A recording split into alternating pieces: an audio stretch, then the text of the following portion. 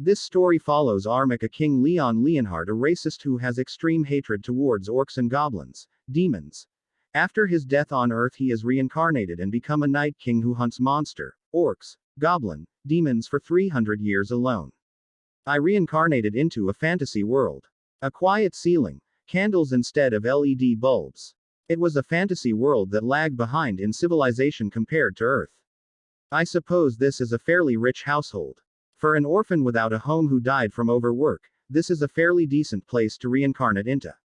There was another reason why I thought I was born into a rich household. The birth mother of this child was extremely beautiful.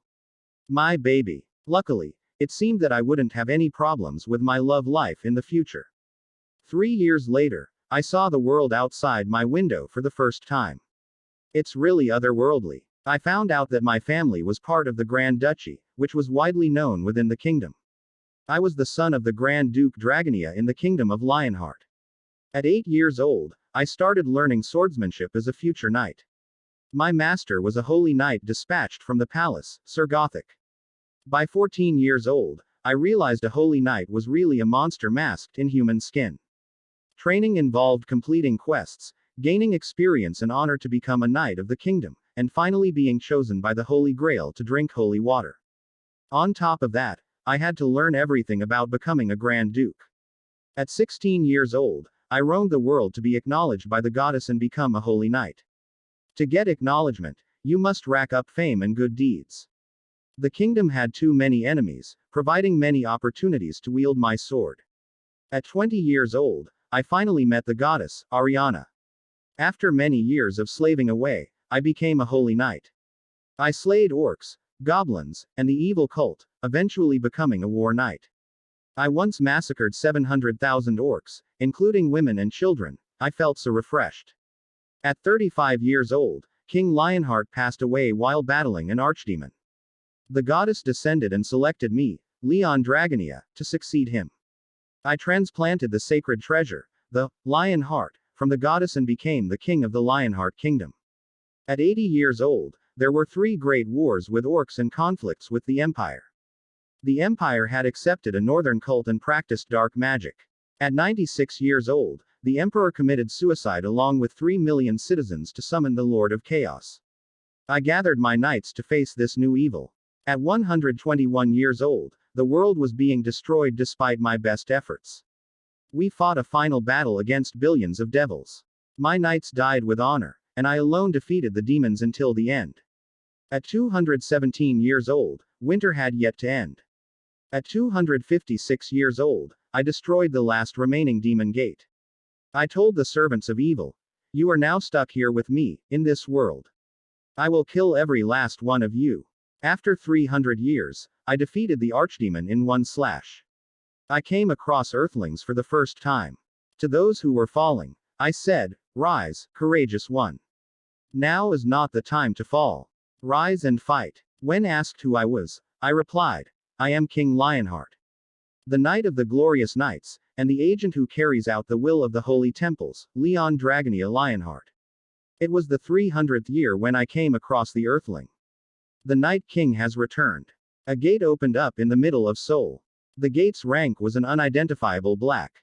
The Korean Hunter Association and the World Hunter Association requested that the nation's large guilds participate in the raid, but the requests were denied due to the fact that the difficulty of the gate was unknown. In the end, the government ordered the Korean Hunter Association to go in first, which was basically an execution order. Associate Han Hari and head manager Kim Jinsu of the Korean Hunter Association discussed the aftermath. It was a black rank demon gate with even the Great Devil coming back alive without the help of other guilds is already a miracle, but to have cleared it is unbelievable. It was all because of one man, a survivor from the otherworld.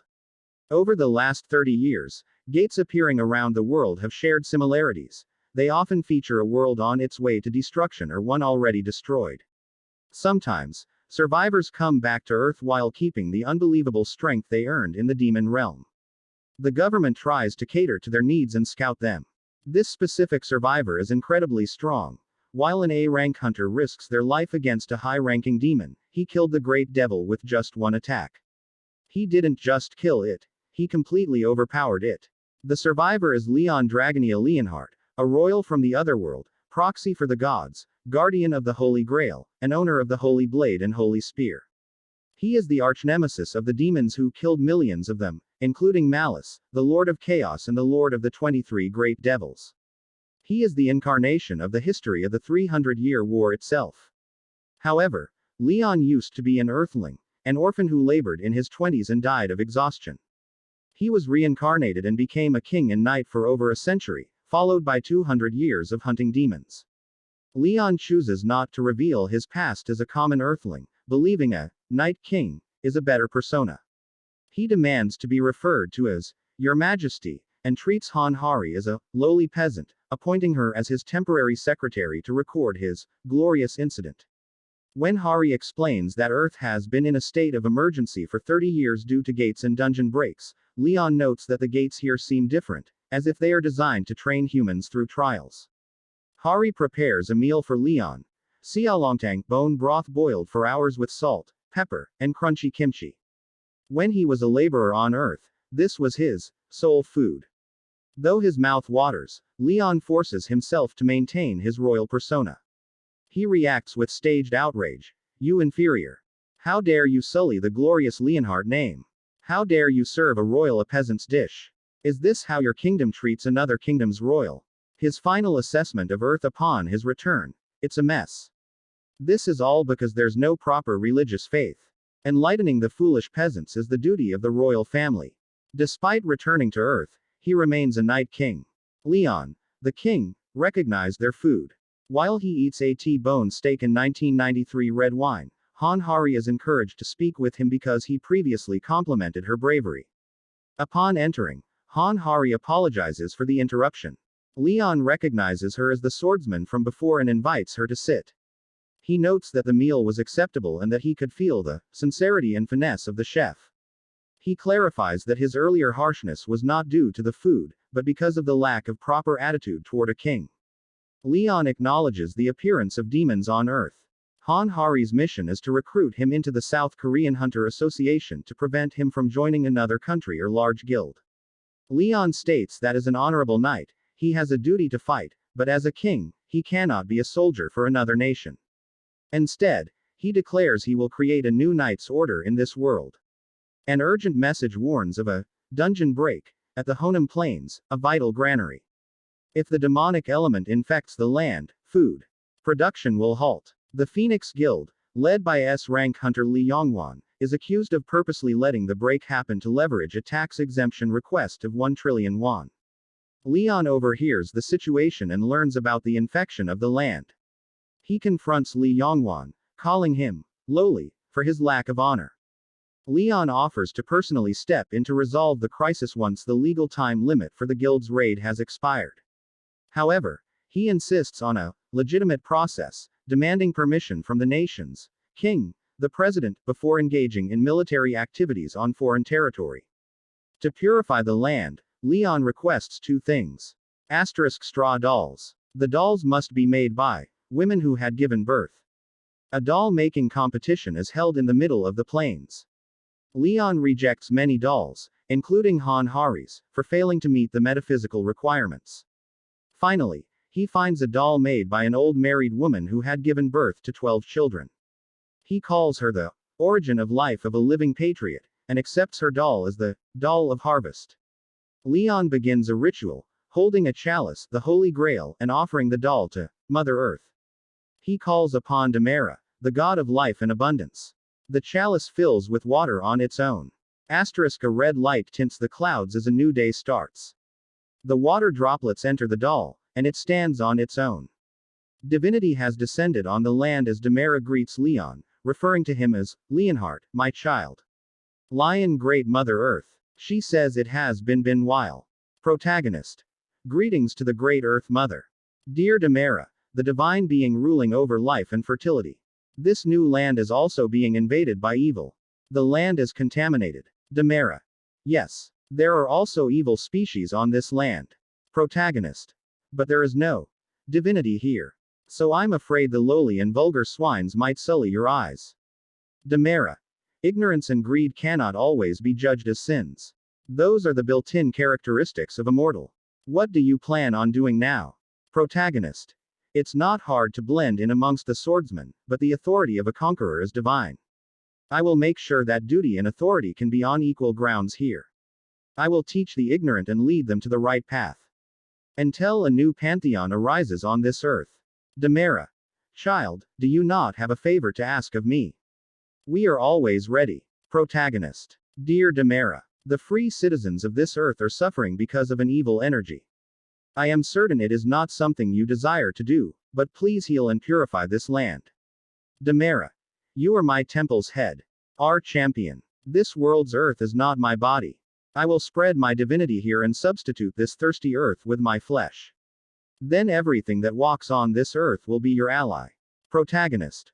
Watch and learn. You, who are ignorant and cannot learn and cannot know. This is a world that is blessed with divinity. Give birth and prosper. That is the righteous duty of a living being. This fertile earth is the proof of an eternal promise. Guildmaster. Ha! Everyone. Do not be fooled. Crops that are grown using magic are poisonous. I'm sure you know that. Protagonist. Thinking, what an ignorant fool. To Guildmaster, these are crops blessed with divinity. How dare you judge it as poison? That stupid straw doll. I can only forgive ignorance once. Do not dirty the goddess with your light tongue. Guildmaster. Cuck. Thinking, damn it, this can't happen. My plan's about to be ruined all because of him. I can't let that happen. I'll expose your blatant lies. To Protagonist, we still need to prove it. I hope you will cooperate for the sake of the people who will be eating this. Thinking, I will frame you as a fraud. To Protagonist, I'll provide the appraiser. Then, I'll begin. Appraiser. This is blessed rice, rank rare. Descriptions. Rice blessed by the divinity of Demera, the goddess of life and fertility. Tier 3 diseases will be cured with repeated consumption of this rice. The rank is rare. All this rice is rare rank. And it cures Tier 3 diseases and even cancer. Villager. Really? Appraiser. Yes, really. Someone. Go get a pot from the chief's house. System item info. Rice made from the blessed rice plant, stamina recovery rate increase 100 each minute. Mana recovery rate increase by 50 each minute. Duration. 8 hours total. Manager. This is basically a reinforcer. How can mere rice be the equivalent of a reinforcer that's worth 3 million won per bottle? Worker. Manager. Manager. Manager. This is big news. Manager. Finish chewing before talking. Worker. I got curious, and ate a bug. And I got a buff. Manager. What? Worker. If that blessing is really all over the land, then it's not weird if all living beings are also blessed. Manager. Get as many as you can. We're going into the gate with full buffs. System message. The Hunter Association's raiding team's motivation has increased. Demera. Child. Protagonist. Yes, dear goddess Demera. Demera. It seems like I have done what I needed to do here. I should go back. Protagonist. I have, and never will, forget the divine love you have given us. Demera. Child, allow me to give you one last lecture. Make sure to feed yourself. Han Hari. Your Majesty. What is Protagonist? Divine power. Is there no God in this world? Han Hari. I'm not sure. Protagonist. A proper life and world is made with divine power. You Earthlings better keep that in mind. Now that the soldiers are full, we'll go into the gate. Guild member. Guildmaster, will it be okay? At this rate, there'll be problems with our plan. Guildmaster. That damn survivor bastard. Damn it, where did he come from? If it weren't for him, the government wouldn't have had a choice but to listen to our request. I wish he would just die in the gate. Ha ha ha. That's not a bad idea. Guild member. Guildmaster. Guildmaster. You don't need to worry. This gate's already somewhat raided. Right. The middle was a bit difficult, but there's only one a rank, Han Hari. That survivor bastard is probably a blessing type buffer. I bet he's shit when it comes to combat. Meaning, they will definitely fail. Narrator. Inside the gate is a monster that cannot be defeated using ordinary means. System warning. Dungeon break is beginning, announcing death. All the lives of the living beings in the gate are now on countdown. Most of the gates will close if we clear the quest or defeat the boss. A duel with the boss. I like it. Hari was unable to tell him that they usually gang up on them. I know they told me that they've tried clearing the dungeons before, but seems like there's a lot more monsters than I thought. Oh, that's the characteristic of this dungeon. The characteristic? Yeah. While the number of monsters usually decreases as you defeat them with most gates, in the case of skeletons or zombies, or even demons in special cases, as long as the boss monster is still alive, they'll infinitely respawn. Interesting. That means that things will only end if we defeat the boss.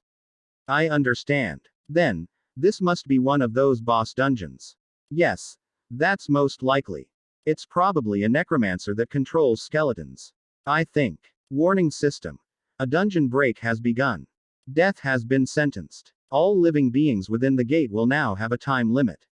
The Commander Knight, Dullahan, is advancing with his troops. Defeat the Commander Knight, Dullahan. Time remaining.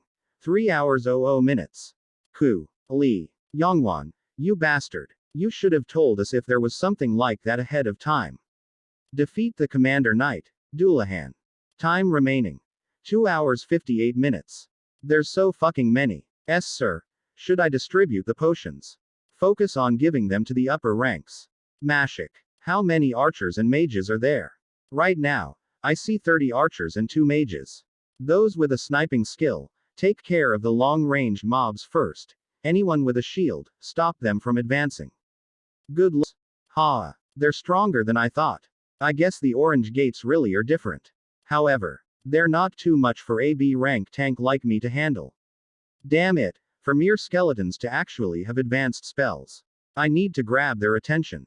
Here. Over here. Sir. It's fine. It's just a little sting. You should know, this gear is expensive, Dullahan. Ku. Cog. Cough. Cough. Ah. Section Chief Kim. We need to save him. Assistant Manager Han. Should we have the reserve forces help? Ku. This is what the reserve forces are for. We need to help them now. How is using that greatsword so fast? Stop him. Even if he's the king of the lion heart that defeated a great demon, my lord. Please help us. A king should never join a small battle like this. Huh. What do you mean? Look for ways to build your honor. I can't believe you'd try to force me to help take on those damned bones. It's rude to the goddess too. I can't make myself watch any more of this. What the hell is he saying? Assistant Manager Han. What should we do? I don't have time to waste. This man has no intention to help. Doesn't seem like he has any interest in anything except the Dullahan. How does the undead move like that? We need to stop the Dullahan first. I'll take care of the boss. Everyone else, please support Section Chief Kim and our allies. He blocked it. Tisk. I need to do whatever I can to separate it from the crowd. Huh. What the? It threw its head to block my view. What kind of undead fights like this? Ku. Cough. Thank God. I managed to separate it from the rest. Sorry. The range of my skills are just too large. I got it. This should be able to finish it. It managed to block it with the blunt of the blade. This stance. Impressive. This exquisite sword skill despite only using one hand. I'm sure you were a noble knight at one point. Allow me to apologize. To think that I would mistake a great knight like you for a mere undead. Unknown knight. I, the king of the lion heart, will give you the right to challenge me. There's no need to have more troops be injured. Let us end this fight with a noble duel between 2 knights. He challenged the boss to a duel. There's no way that would. It worked. The king, Leon Dragonia Leonhardt, the first knight of the goddess of light and justice, Dragonia's archduke, and Leonhardt's lion-hearted king, stood before a Dullahan. Despite warnings from others that the creature would not die unless beheaded, Leon dismissed the notion as unimportant. To him, a battle is not decided by the mechanics of the kill, but by a knight's honor. Leon sanctioned the Dullahan as an honorable knight for a challenge. He observed the creature's double-wielded swordsmanship, noting that it could not fight a proper battle with a one-handed weapon alone. He even commanded the creature to get off its horse to ensure a fair duel. The exchange of blows. The battle proceeded in counted exchanges. First strike. Leon took a hit that shocked onlookers, but he remained unfazed. Hari, The only observer who understood the complexity of the move realized Leon had changed his weight balance by tying in a sword guard the moment the attack touched his blade, allowing him to manage a cross-cut. Asterisk second strike. Leon commanded the creature to get back into position, his power making the feat look effortless. Asterisk third strike. Leon admired the Dullahan's posture and starry eyes that chase honor, recognizing it as a veteran of countless battles. By the 10th strike, the Dullahan's swordsmanship became more precise. Leon asked if it had recalled the memories of its past life. The creature, regaining its honor, lamented its long journey of dishonorable massacres. It expressed that ending its cursed journey in such a duel would be its greatest joy. The blessing and aftermath. Overjoyed that the knight had regained its honor, Leon offered a prayer. He wished for the knight's soul to find rest, either with its own god or guided by the goddess to the end of the garden, hoping they might one day meet again at the banquet hall of the gods. With the words, "Let there be light," Leon released his divine power, ending the duel and causing the undead to disappear. When asked why he didn't use that power from the start, Leon explained that doing so would have meant the honorable knight died as a mere necromancer. He maintained that, a knight lives for honor. Honor comes from actions, and actions come from will. The Dullahan received the end it deserved as a noble knight. Final results. Following the battle, Leon went to fetch his loot, asserting the rule of finders keepers. While others were impressed by the tremendous mana of the items, Leon dismissed a glowing orb as garbage that only causes chaos, and crushed it. Honam Gate cleared. Loot obtained. Dullahan's cape. Dullahan's greatsword. Mana stones, and etc. 4 days have passed since Leon Dragoneel Leonhardt returned to Earth. Despite the short duration, the transition has been exhausting for those around him. Initial friction arose regarding modern systems, specifically taxes. Leon, maintaining his royal dignity, was outraged that anyone would demand taxes from a king of another nation. When suggested he could pay with mana stones instead, he dismissed the conversation entirely, claiming a king does not count coins and that such matters should be handled by his subordinates. As Leon works to introduce divine power into the land, he has already gained new followers. However, his terms for these followers are steep. He demanded a tithe of 90% of their yield. When the people worried about survival under such a heavy tax, Leon reassured them that as followers of the goddess, they would not go hungry, as his guild would handle welfare, food, and living costs. The reason the followers could afford such a tithe became clear upon the appraisal of the blessed rice they were growing. A single 80 kilograms bag was valued at 150 million won. Even after giving 90% to Leon, the remaining 10% was worth a fortune, solidifying the followers' faith. Leon's living situation proved to be another significant hurdle. He was initially furious with his provided residence, comparing it to a battlefield, because it lacked artwork. He demanded a luxurious bed, constant servants, and high-end art. To satisfy him, Han Hari had to search 5-star hotels until 2 a.m. to secure a suite, eventually compromising on a room featuring a ceramic piece or painting. The following morning, Han Hari visited Leon to bring him breakfast. Leon showed a brief moment of consideration, advising her not to skip meals, but the cultural gap quickly reappeared. When Hari sat down, thinking Leon intended to share his meal, he corrected her sharply, asking why she wasn't preparing his ribs for him and remarking that kings and peasants do not dine together. The Hunter Association decided to provide Leon with support funding, resettlement aid, and a new residence near the association headquarters.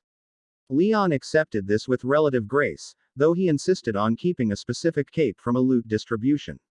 Upon arriving at his new residence, a building equipped with a helicopter pad, they were intercepted by Park Jongshan, a director from the Dujing Group, one of the nation's top 3 chaebols.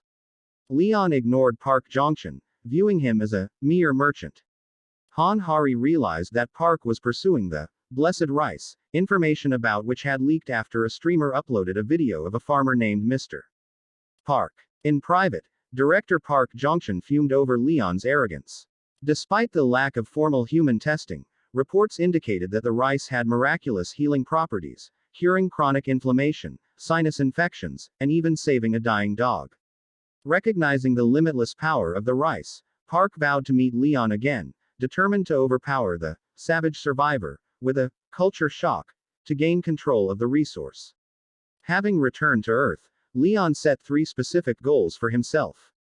First, he intends to spread faith in divinity. While Earth has many gods and followers, the crucial element, divine power, is currently non-existent. He observes that instead of gods embracing faith and blessing the world, humans are falling sick and the land is becoming contaminated. To remedy this, a new faith is necessary to utilize divine power, requiring more people to believe in a new god. Second, he aims to reform the Knights Templar. He notes that Earth lacks any organization of fighters who utilize divine power. He views the Knights Templar as saints and knights of the gods who use divine power to bring terror to evil. Lastly, his final goal is to massacre all evil thriving on the land, recover divine power, and raise the Knights Templar. He believes there is a need to maintain balance and order within the pantheon to achieve this. While he acknowledges it may be asking too much to wish for the Knights Templar in a place like Earth, he remains committed to fulfilling his duties. A merchant from the Dujing group officially requested a meeting with Leon, which was permitted after following the necessary procedures. Internally, the merchant views Leon as a stupid savage, but is willing to bow down for the sake of business. He presents a gift, a collection of elite weapons. The merchant offers unique rank items crafted by the master craftsman of the Dujing group, specifically designed for hunters. Han Hari, Leon's assistant, is shocked, noting that these top-grade weapons cannot even be bought with money. However, Leon is unimpressed, dismissing them as low-rank weapons. He questions how a sword can be good without the star's aura or a holy blessing, comparing the merchant's offering to toys used for killing chickens and cows. To prove his point, Leon pulls an old sword out of midair. The insulted merchant challenges Leon to see what his sword can do. Leon asks Han Hari to test one of the merchant's weapons. She chooses Dawn, a sword crafted by master craftsman Park Jincheol, which she has admired for 4 years. She can feel its power, which supposedly absorbed dense sun energy for 10 days. However, when the weapons clash, Dawn, the Dujing group's strongest weapon, breaks instantly. Leon considers the display a waste of time and shortens the meeting duration to only 3 minutes. Desperate, the merchant moves to his true objective, purchasing patent rights for Leon's rice grains. He estimates their worth at 180 billion won but believes they are worth far more because they can cure cancer. The merchant assumes Leon is a savage, who won't understand the value of such a high sum. He proposes a contract giving the Dujing group a monopoly over the rice. Before he can even finish offering to raise the price, Leon's demeanor shifts to cold fury. He calls the merchant an imbecile, and asks, "You dare insult divinity?" I found myself looking down at a pathetic excuse for a merchant. The imbecile actually dared to insult divinity. He pleaded for his life, claiming he did not know his mistake, but his ignorance only fueled my irritation. I had to educate the fool. The crops he speaks of are not mere commodities. They are born from land blessed by the goddess Demera as a reward for the honest labor of farmers. Such divine gifts cannot be bought with mere currency, they require a heart of faith. Why would a lowly creature who deceptions others for profit even wish to possess products from a goddess he does not believe in? I eventually let the vulgar man go. My companion seemed worried about the merchant's influence, but I care nothing for the opinions of those so beneath me. I have a more pressing matter. Finding useful soldiers. My companion suggested I take some sort of test at the association to make things easier, but the idea is absurd. Why would a king ever be tested by his subjects? I am the one who will be doing the testing. When I arrived at the testing facility, the scene was abject. The halls were filled with low-rank hunters and commoners who had only recently awakened their power. One man, AD rank named Gu Daesung, seemed to struggle just to stand in my presence, as if the mere weight of my dignity was pushing him down. I watched the peasants around me. Some mistook me for a foreign laborer, or royalty, from the West, trying to speak to me in broken, informal tongues. Their lack of etiquette is staggering. Finally, my number, 77, was called. I entered the room, and the administrator had the audacity to ask me to place my hand on a machine to measure my strength. I refused. How dare a mere machine attempt to measure the honor and power of a knight? Only honorable knights and gods possess that right. The judges here are as abysmal as the candidates. Since there was no one of quality in the interview rooms, I decided to observe the next phase, the test at the gate. Real skills are shown through realistic situations, not trinkets. I stepped through the soul gate into a field of grass. I looked around at the group. 2 newbies, an old man who should have retired long ago, and a few others. Not a single one looks worthy of my banner yet. I suppose I shall have to see if any of them can survive what comes next. The group begins by introducing themselves to establish their positions for the test. Gu Daesung, a warrior in his 10th year as a hunter. Shin Taihun, a dealer who awakened this year. He uses a shield and a spear. Shin Na Yun, Taihun's sister. She uses daggers and is learning to use a bow and arrow. O Gangtae, a 5th-year hunter who recently resigned. His weapon is a gauntlet. The foreigner, the Night King, when asked about his skills, he simply states, "I do not fight. One cannot use a sword made for slaying dragons to kill chickens." Gu Daesung notes that the siblings are absolute newbies, and he worries that O Gangtae's gauntlet won't cover the distance a sword or spear could. The proctor explains the test requirements. Hunt 50 kobolds. He warns that a null might occasionally appear in the field. Before they depart, Nayun offers to lend the Night King her bow and arrow since he didn't bring a weapon. He takes offense, snapping the bow and stating, "A knight does not use a long-range weapon like a coward." This causes tension, as the group feels the test might be a failure at this rate. Gu Daesung leads the group to a kobold settlement at the end of the terrain. He explains his strategy. Avoid being surrounded in the settlement. Hunt kobolds living in caves. Use smoke from burning grass and leaves to flush them out for easy kills. They encounter their first kobolds, and despite some initial anxiety, the group manages to kill them. Nayun kills 2, and Taihun manages to block with his shield. However, the group is frustrated that the foreigner did nothing but watch from the back. The proctor promises to take this into account when grading. Upon reaching the cave, the Night King questions Daesung's experience, asking, "Do you really think that's the best you can do?" Daesung, frustrated by the lack of help from someone younger and seemingly less experienced, ignores him and proceeds with the smoke plan. As the kobolds begin to flee the smoke and the group starts to pick them off, a sudden, powerful growl interrupts them. The threat. A null captain appears. The danger. The null captain is the boss of the Seoul Station Gate, and its rank is above C rank.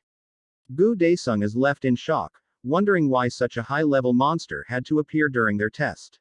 The group finds themselves divided against a lethal threat. Daesung coordinates the defense, tasking himself and Taihun with taking on the formidable null captain, while Nayun and Grandpa are sent to clear the kobolds in the cave. Daesung realizes the danger, noting that sending an inexperienced D rank against a null captain is essentially a suicide mission. He is forced to place his trust in Shin Taihun to hold the line, despite the young man's obvious fear. Taihun, however, is paralyzed by terror. As the null captain lunges, Taihun is too intimidated to block effectively, and Nayun screams for him to get it together. Watching from the sidelines, Nayun grows frustrated with the association employee, who seems to be doing nothing despite promising to intervene if things turned dangerous. Just as the null captain is about to strike a finishing blow, the mysterious association employee stops the beast's massive attack with just one finger. With a calm and almost bored demeanor, he tells Taihun that the effort wasn't too bad, and instructs him to try again. The man reveals his true nature, identifying himself as a Templar and a king of the Lion Heart. He treats the deadly battle as a teaching moment, scolding Taihun for his lack of gratitude and commanding him to raise his shield. When the null captain tries to attack the king, the beast is instantly intimidated by his overwhelming presence, whimpering like a rabid dog facing its end. Under the king's harsh guidance, Taihun is forced back into the fight. The king critiques his technique, shouting that he shouldn't face a stronger opponent head-on with mere strength but should instead deflect and look for openings. He reminds Taihun that the monster is a living being that can learn, and therefore Taihun must use his head to survive. Despite Taihun's self-doubt, believing he is just a talentless D rank, without exclusive skills, the king insists he has potential that must not be allowed to rot. Spurred by these words, Taihun finds a momentary surge of confidence and manages to successfully block a massive blow. However, the king remains unimpressed, noting that Taihun still has a long way to go and lacks the full picture of combat. Following the evaluation, the king meets with Oh Kang-hyuk, the president of the Korean Hunter Association. It is revealed that the king had been using a bewitching mask to disguise his identity during the test. Kang-hyuk admits he was nervous about the king's power, noting that the D rank monster the king treated like a toy was actually a C rank boss. With Kang-hyuk offering his assistance should the king wish to start a guild. He suggests that to build an organization, the king needs fame, and proposes a target, a red gate, in Cheongju that has remained uncleared for a year. This gate is guarded by a boss known as Jagged Spinner, who protects the Jewel of Wisdom. At the Cheongju Sports Complex gate, where the first raid team, KPP Guild, has entered a world that resembles a highly advanced, futuristic civilization. The members are struck by the cyberpunk aesthetic, noting it appears more developed than Earth. Despite the city's scale, the guild members find it eerily empty, with no signs of NPCs or monsters. The guildmaster and his team decide to use a tall building as a base camp to gain a better vantage point. However, the situation turns dire when they are suddenly fired upon. Hansu, an A-rank tanker, is unable to react in time and is killed instantly.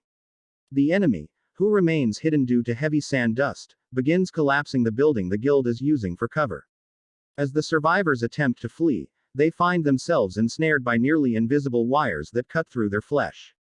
The culprit is revealed to be a robotic entity, the gate boss, Jagged Spinner. The encounter ends in a total massacre. The KPP Hunter Guild suffers 58 casualties with no survivors, leading to the gate's clear difficulty being promoted to red and the raid being placed on indefinite pause. Later, a new expedition, the 4th raid team, gathers to attempt the gate again. This group consists of elite forces from various organizations. Golden Lion Guild, Top 10, Guildmaster Wang Jiamxiao, S rank, and Vice Guildmaster Wang Yana, A rank. Magic Tower, affiliated, Gil Taesung, near S rank, and 48 mercenaries. Korean Hunter Association, Han Hari, A rank. Additional individual, an unnamed, Majesty, figure. With this, Majesty, calmly enjoying barley tea served by Han Hari. Despite the high stakes and the grim fate of the previous team, he finds the tea not bad, as they prepare to enter the city to claim the Jewel of Wisdom. I stood at the base camp of Cheongju Gate's 4th raid team, listening to the idle worries of those around me. They spoke of things going smoothly, and not smoothly, all at once. They whispered that the best scenario would be for the situation to resolve without my intervention, though they worried I might lose a chance to gain fame. If the King of the Lion Heart does not have to step in, it simply means the situation is not yet dire. They think a king's duty is merely to rule. While true, any man without excessive hubris can rule. My true duty, the duty of the king of the knights, is to be the last fortress. When a king must take the field, it is a mark of shame for his knights. It signifies a situation so serious it can no longer be blocked by ordinary means. And now, looking at these pitiful weaklings, it seems I must step in once more. They tell me of hunters, of S ranks and mages. I admit they are strong for ordinary humans, but they do not know war. They talk of safe outskirts and monster patterns as if battle were a comical script to be analyzed. A true general responds to the situation as it lives and breathes. There is no pattern in that. This Jagged Spinner they face is no mere beast, it is a talented warlord. The entity, number 10,253, ignored their attempts to trap it. It charged its energy, identified life responses, and commenced fire for effect. Even when its joints were damaged and internal pressure rose, it simply changed priority to remove the unidentified beings in its path. The hunters tried to use a distortion force field to curve the trajectories of its bullets. A waste of effort. The Jagged Spinner had already calculated the swerve angles and adjusted its aim. It wasn't running away, it was weaving a web of wires throughout the city. The mages and hunters found themselves gathered together, trapped by the very force field they thought would protect them. They were pinned, unable to dodge as the machine completed its charging cycle to fire. That is when I arrived. I felt the ground beneath my feet in the presence of my old sworn friend. It has been a while. Mounting my horse, I rode into the sea of enemies alone. Warriors, listen up, I commanded. I, the king of the lion heart, praise the courage of this mechanical foe. Because it fought with the spirit of a warrior, I bestowed upon it the highest honor I could grant. I bestow upon thee the glory of being received in my presence and the honor of a duel, I declared. I grant thee royal permission to fight me. Behind me, the hunters could only stare in shock, wondering if I had truly lost my mind. The king of the lion heart, praising the courage of a warrior charging into a sea of enemies alone, bestows the glory of a duel and royal permission to fight. Meanwhile, the machine entity known as Jagged Spinner establishes railgun acceleration timing. It identifies the opponent as a threat level 0 inches simple organism and prepares to remove it with 13% generating capacity. As the railgun fires, the king declares that a knight is unaffected by cowardly long-range weapons. The Jagged Spinner's high-performance AI calculation suddenly stops working, unable to logically understand the phenomenon occurring. The machine had evaluated the weapon as an outdated joust, fast but limited in impact by its mass. It predicted the organism would be instantly killed by the railgun. However, the machine's analysis reveals a sequence of anomalies. 3 seconds prior. The organism's shout creates a thin barrier. 2 seconds prior. A direct clash with the railgun's bullet occurs. 1 second prior. The bullet is deflected without a physical clash or blocking. The machine identifies this as a miracle of humanity's strongest fighters. The divine law, blessing of the arrow shield, which enforces a rule to deflect any long-range attack once, no matter what.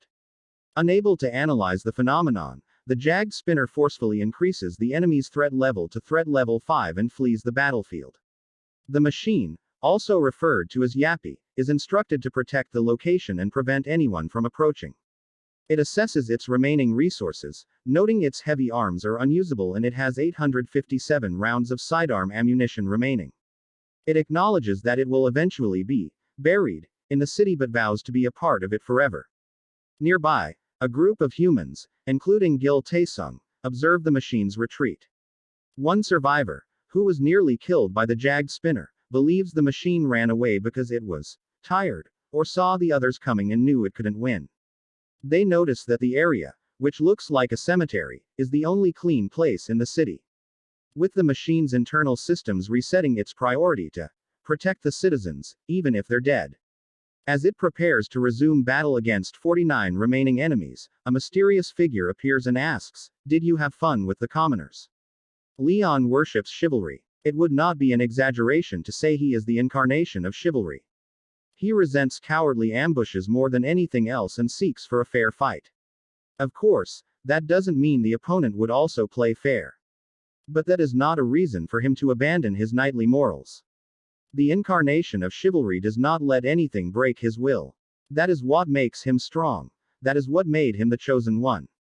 Leon observes his opponent, thinking, "I guess I shouldn't expect honor from a machine." The machine performs an automated equipment check. GOM heavy machine gun. 480 bullets left. Wire cutters. 4. The machine opens fire. Leon invokes divine law, blessing of the arrow shield. The machine analyzes the situation, observing an abnormal phenomenon and a curvature in its firing pattern. It attempts to recalculate. Point F12, Q31, 7. Kurik, N23, 1. Fire. The machine is unable to process the battle. Incomprehensible. The enemy wants to play hide and seek with us. Incomprehensible. How could an organism have such speed? Leon commands his mount, Stallion. As the machine commences a mass attack. Amidst the chaos, Leon remains composed, simply saying, Not bad. When the unit JS-10253, known as Yappy, first opened its eyes, it was inside a storage container that smelled of oil. The Jagged Spinners were commanded to go. Protect the city. Carry out your duty. They had only one goal. To support its allies. To protect the city. The Jagged Spinners headed to the city immediately, defeated the enemies, and became heroes. The story of unmanned tanks saving the city from a hopeless state was a sweet story to the citizens who were losing faith. They became a symbol of hope and Knights of Steel. They protected the city under the commander. They protected and protected until there was nothing more to protect. The commander's final request to Yappy was, "Protect this city. That thing cannot ever leave." The remaining battle machine received its last order so that no one could approach that thing. It prepared and protected for ages, repeating the cycle endlessly. In the present, Leon stands before the heavily damaged machine. Good, he notes. Well, it did fall down here, but blessing of the arrow shield worked. He looks at the object the machine guarded, the jewel of wisdom. That's not something that should exist, Leon says. He notices the machine is still struggling. Are you still trying to fight? How long have you been protecting this place? How long have you fought alone? Leon recognizes the machine's spirit, a knight of devotion and loyalty. All living beings across dimensions are indebted to you thanks to your service, Sir Jagged Spinner. Raising his sword, Leon solemnly declares, I solemnly declare that your quest is complete. I hope you rest in peace. Thank you, Yappy. The aftermath of the battle left us standing over the remains of Jagged Spinner. I had destroyed the jewel, a choice that seemed to surprise those around me. When asked if there was a complaint, the response was respectful. Since I had destroyed Jagged Spinner, it was my right to do as I wished with the jewel. But I had to warn them. That jewel was not a prize, it was poison. Created by the evil of wisdom and pursuit, it was a demonic item designed to tempt humans. It starts by granting wishes, but like taming a beast, it soon demands payment, eating away at humanity with promises of eternal life until the person becomes a demon themselves. Hearing this, the urgency to notify the US government became clear, though I feared some might have already fallen to its seduction. We turned our attention to the fallen Jagged Spinner. To honor him as a noble knight, I prepared to bury him and pray for his soul to reach the gods' banquet hall. But first, he required a blessing. As I spoke the words, "Loyal knight, may you rest," something miraculous happened. Jagged Spinner began to move. Despite having no energy source, my divine blessing had sparked a miracle. A brilliant light filled the area, a light so intense that everyone present realized they were in the presence of a divine being. I stood before her as her first knight and spoke for the fallen machine. While she noted he had not fulfilled her quests or proved his honor to her, I guaranteed his worth. I told her that were it not for my own existence, he would be the one befitting the glory of the lion heart. Satisfied by my endorsement, the goddess addressed the otherworld Steel Knight. She offered him a choice: to worship the light, sing of justice, and enlist in my military to rid the world of evil. In return, he would truly be a knight. Jagged Spinner responded with mechanical words as a language module was installed. Check. It signaled. Demon. Attack. Good plan. The goddess smiled, granting him her light and justice so long as he remained loyal and supportive of me. With a pillar of light, the transformation was complete. The entity formerly known as Jagged Spinner was reborn as Grail Knight Jagged Spin 10253. Meanwhile, far away at the USA's Magic Tower, Tower Master Reynald Sherman cowered before a dark, glowing orb. He apologized profusely for failing to fulfill a command, blaming the unexpected survival of a variable, Leon. As Sherman watched the breaking news, I appeared on the screen, announcing myself to the world. I am the King of Lionheart. Leon Dragonia Leonheart. The sight of me sent Sherman into a state of pure terror. He screamed in fear, renouncing his efforts and begging to give up. But the jewel he served would no longer listen. It fell silent, and it never spoke again. At the Korea Hunter Association, the staff confirms they will register Sir Jagged Spin as a guild member, though they note it may be difficult to impose immediately. Leon dismisses the delay, but suddenly, a goddess named Ariana, representing life, appears in a weakened state. She collapses, crying out to her knight. Ariana blames herself, explaining that nominating a Grail Knight in a land lacking divinity takes a heavy toll on her. Leon tries to reassure her, insisting that it is his own fault for not being stronger and that one cannot blame divinity. However, Ariana reveals a deeper guilt. She and the other gods feel they failed by not stepping in earlier. She urges Leon to have faith and wait for the gods before she departs. The narrative reveals the history of the King of the Lion Heart. When the world ended on his 121st birthday, Leon was the only knight remaining. He expelled all divinity from his world and directed it into his own heart to protect the gods. While the gods, embarrassingly, evacuated to his heart, they watched as Leon slaughtered evil monsters alone for 180 years. Because they let a single person carry the burden of the entire world, the gods of the pantheon owe Leon an unpayable debt. Back in the divine realm, Peto's divinity of war and fire is enraged by Leon's current suffering. He argues that Leon has fought for the gods for over 200 years and shouldn't have to endure such pain just to appoint one Grail Knight. Peto, divinity of steel and blacksmith, proposes a plan: missionary work. Since this world is connected via the internet, they decide to show humans divine miracles through this medium to raise faith. Peto explains that Leon hasn't done this himself because he left this world before the internet was prevalent. To avoid the 20-year trial and error Leon previously faced, they plan to use the new Grail Knight as their bridge to the digital world. The scene shifts to a manager and assistant manager Hanhari. They discover a high-quality YouTube channel called Pantheon TV that is gaining traction with clickbait-style titles like, "Asking AI About God," and, "Why Go to the Hospital?" The videos, which feature genuine miracles like life-changing rice, are being translated into 104 languages. While the manager wonders if Leon created it, Hanhari, who is notoriously bad with computers, is ruled out as the creator. Realizing the videos are actually real and not just fakes, the manager decides he must go meet Leon immediately.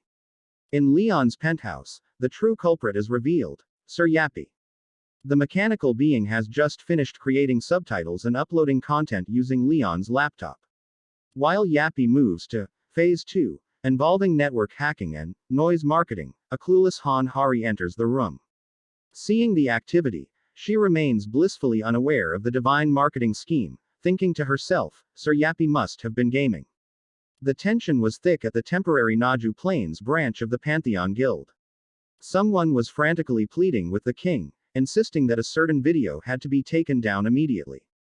The king, seemingly unbothered, simply offered some barley tea in response. When the official questioned who had even uploaded the video, the answer was unexpected: Sir Spin, the killing machine. The concern was practical. The rice grains in the Naju Plains are unlike any others in the world. Eating them can cure diseases and improve health, much like a fairy tale. The guild feared that once the world discovered this field, it would be overfilled with high-level thieves.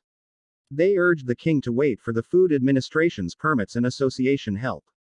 However, the king remained unmoved and confident, stating that the goddess plantation simply cannot be stolen by anyone.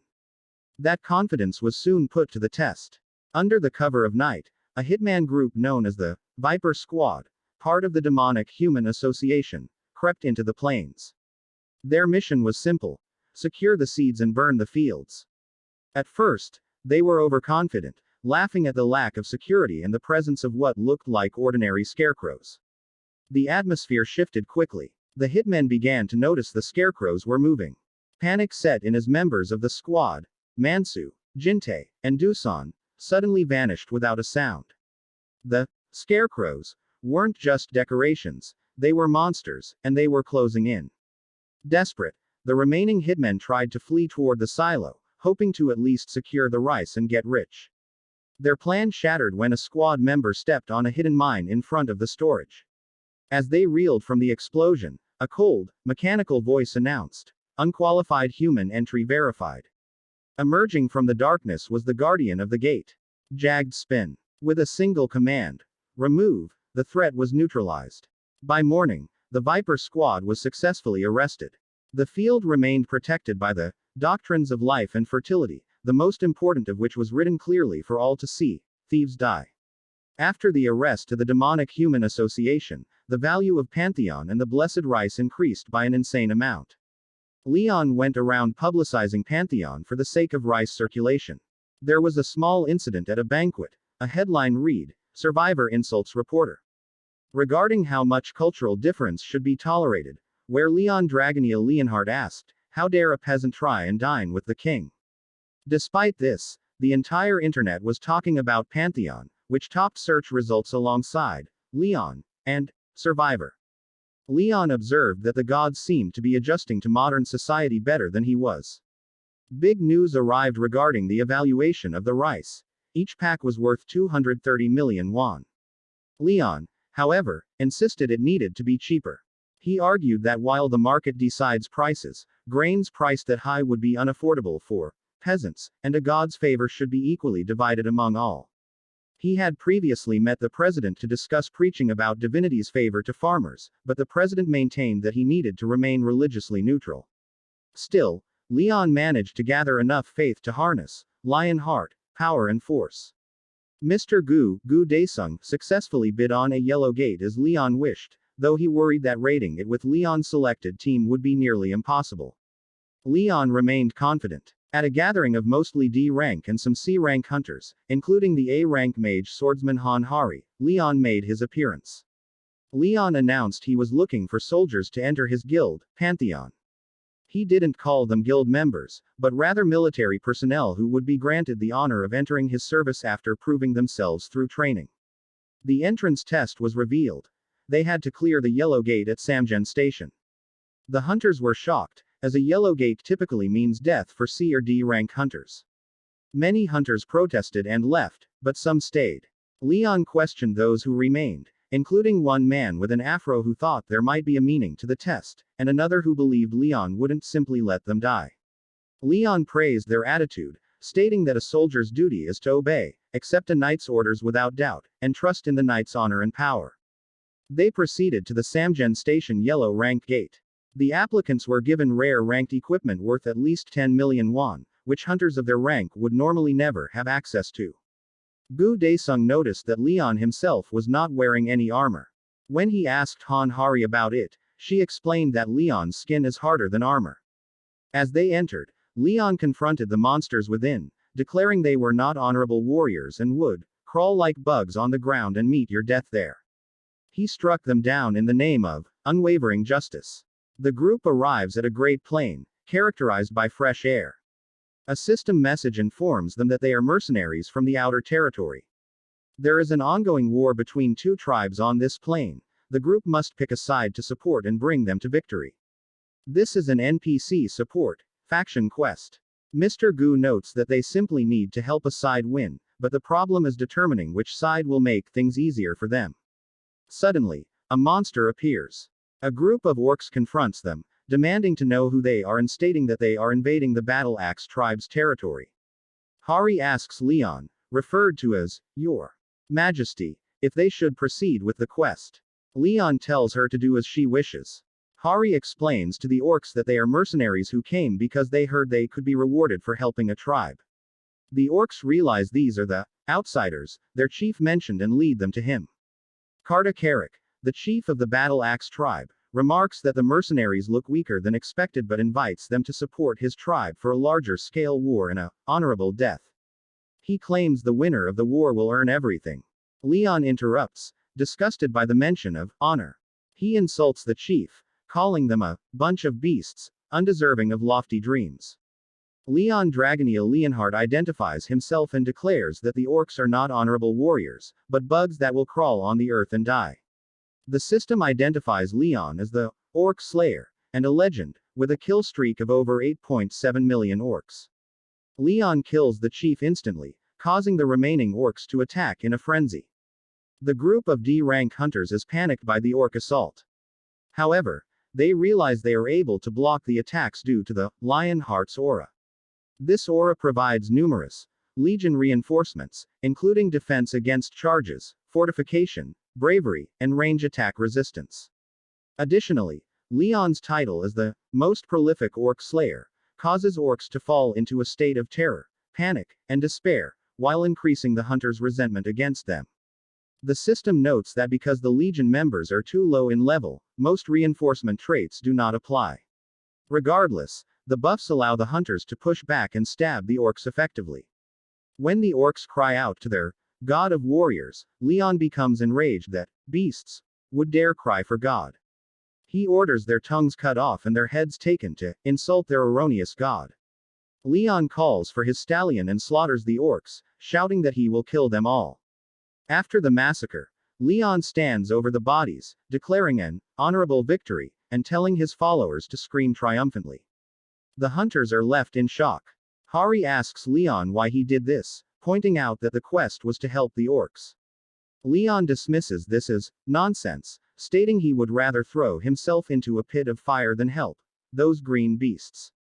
He insists they do not deserve respect or life, as their existence is evil. He tells Hari not to treat them like humans, as they are just sickening beasts. When Hari suggests there must be kind orcs somewhere in the world, Leon smiles grimly and gives her one final thought to keep in mind. The only kind orcs are dead orcs.